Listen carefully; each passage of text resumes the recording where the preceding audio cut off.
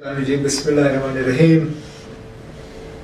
National conference के सदर कायदसानी जनाब डॉक्टर फारूक अब्दुल्ला साहब,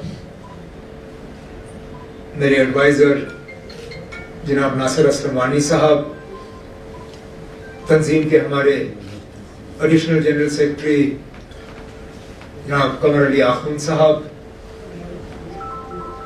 मेंबर पार्लियामेंट जनाब हाजी हनीफा जान साहब, हमारे CEC, EC, काउंसलर हजरात, नेशनल कॉन्फ्रेंस के हमारे वुमेन्स विंग और तंजीम के यहाँ बाकी सीनियर साथी हजरात, नेशनल कॉन्फ्रेंस के हमारे ट्रेजरर जनाब शमी ओबरॉय साहब, आप सबको मेरी तरफ से अस्सलाम वालेकुम जूले। आज आप सबको यहाँ पे श्रीनगर में देख के एक तरफ से बहुत खुशी महसूस होती है, दूसरी तरफ से बहुत अफसोस भी होता है। खुशी इस बात का कि इन 5 सालों में भी हमारा ये करीबी रिश्ता ये लोग तोड़ नहीं पाए। बेशक हमारे 2 हिस्से जरूर किए, लेकिन ये खानदान नेशनल कॉन्फ्रेंस का, इस खानदान को ये तोड़ नहीं पाए, इस खानदान को ये अलग नहीं। लेकिन अफसोस इस बात का कि हमारी इस खुशी में जितना हम आपको शामिल करना चाहते थे नहीं कर सकते हैं, क्योंकि एडमिनिस्ट्रेटिवली, चलिए दिल का रिश्ता ये तोड़ नहीं सकते, शायद सियासी रिश्ता भी ये तोड़ नहीं पाए, लेकिन जो एडमिनिस्ट्रेटिवली हमारा रिश्ता था, जहां आप जम्मू कश्मीर के हिस्से में थे, उसको तो कम से कम ये नुकसान कर पाए।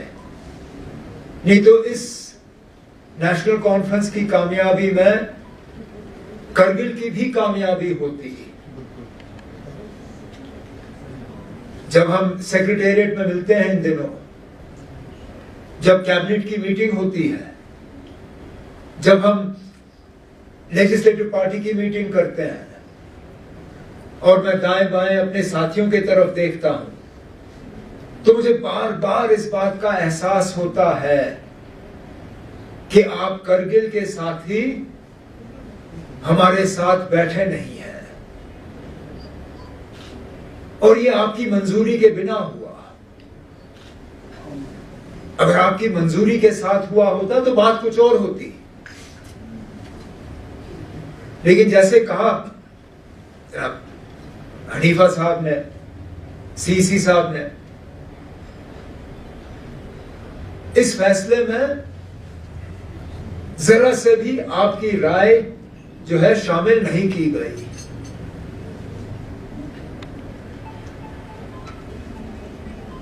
आज असेंबली के जरिए कोशिश की गई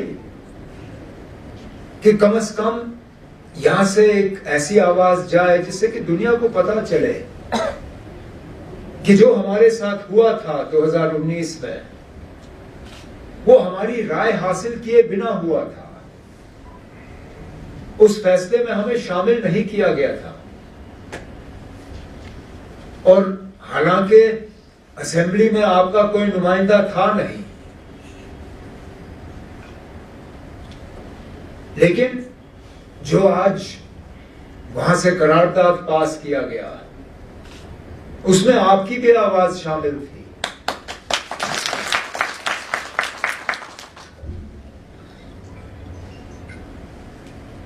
अब आगे जाके अल्लाह ताला का क्या करना होगा कौन कह सकता है,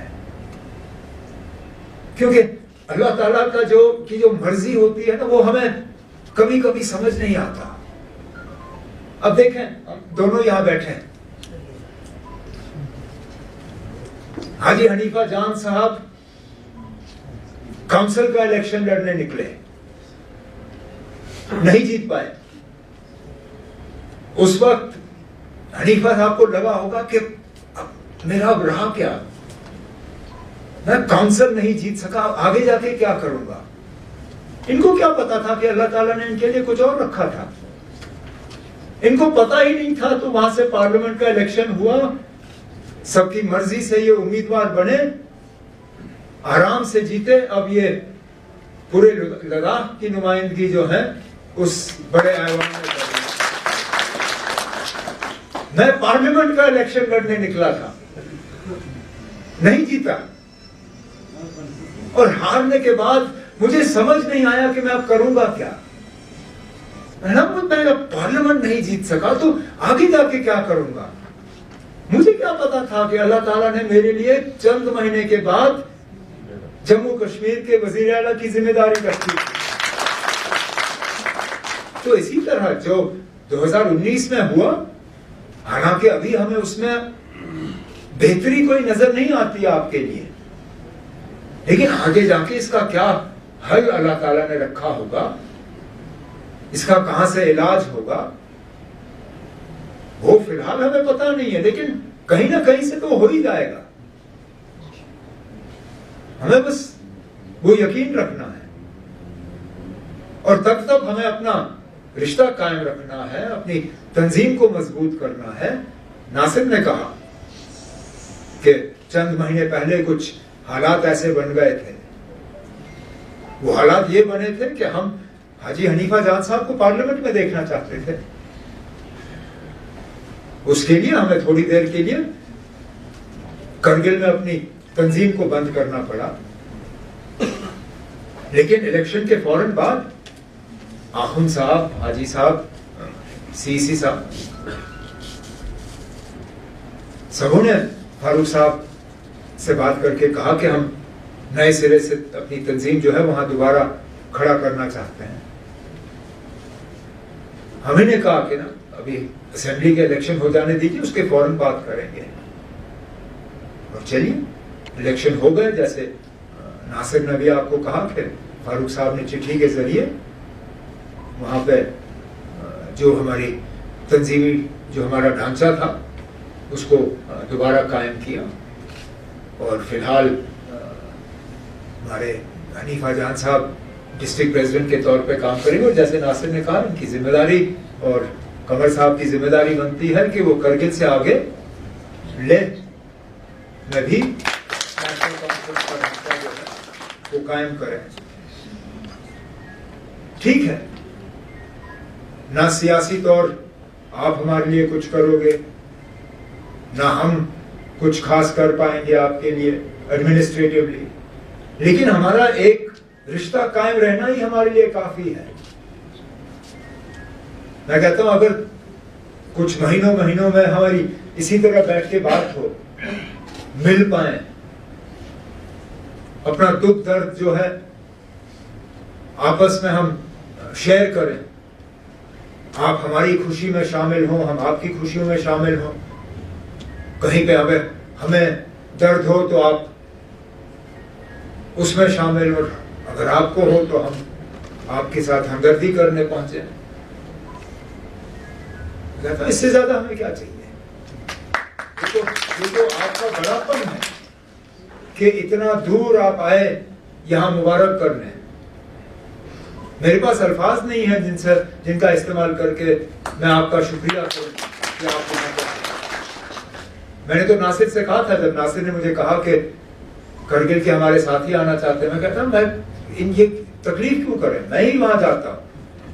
उन्होंने कहा इस बार ये आना चाहते हैं, फिर आप जाएं। तो अब जैसे नासिर ने कहा, साथियों से मशवरा करके कोशिश करेंगे कि रास्ता बंद होने से पहले हम वहां पे आए, ताकि कम से कम ग्राम से आप सब साथियों के साथ मिल बैठ के देखें कि आगे जाके हमने क्या करना है, जिससे कि तंजीम जो है और ज्यादा मजबूत हो। और मिल बैठ के, जैसे मैंने कहा, रिश्ता जो बाबा कौम के वक्त से शुरू हुआ, उस रिश्ते को हमने उसको और ज़्यादा मजबूत करना है, आगे ले जाना है। और इसलिए मैं बिलखसूस अपने तरफ से, क्योंकि फारूक साहब तो खुद बोलेंगे, लेकिन मैं ज़ाती तौर आप सब एक एक का दिल की गहराइयों से शुक्रिया करना चाहता हूँ कि आज आप यहाँ पे आए। और हालांकि जैसे मैंने कहा, अफसोस इस बात का कि करगिल हमारे साथ है नहीं, लेकिन आप अपने आप को अकेले ना समझें। मैंने वैसे भी जब हाजी हनीफा जान साहब जीत गए थे, मैंने कहा था कि आप अकेले पार्लियामेंट में नहीं हो, कम से कम जो 2 नेशनल कॉन्फ्रेंस के और मेंबर पार्लियामेंट हैं, आगा रुल्ला साहब, उनको आप अपने खाते में गिनिए। जो भी आपके मुद्दे होंगे उसमें दोनों हमारे एमपी जो है बात करेंगे। इंशाल्लाह जल्दी यहाँ से हमारे राज्यसभा के मेंबर जाएंगे, जिनमें मैं उम्मीद करता हूँ इंशाल्लाह कि जनाब फारूक अब्दुल्ला साहब यहाँ से राज्यसभा के तौर पर जाएंगे। मैं आपको यकीन दिलाता हूँ कि जितने भी आपके इश्यूज हैं, आप सिर्फ हमें बताइए, उसके बाद पार्लियामेंट में, राज्यसभा में उनको उठाना और उनका इलाज करवाना वो हमारी जिम्मेदारी है, वो हम कर लेंगे। बाकी यहाँ इस हुकूमत की तरफ से भी हम आपके लिए बात कर सकते हैं। बेशक फाइलों पे हम दस्तखत नहीं कर सकते, लेकिन हमारी जबान पे ताले नहीं लगे हैं।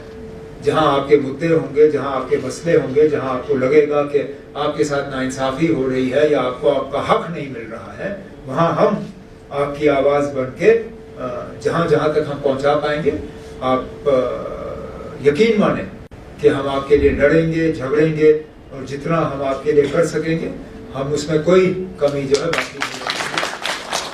तो एक बार फिर आपका शुक्रिया करते हुए मैं माइक अब जनाब फारूक अब्दुल्ला साहब के हवाले करता हूँ।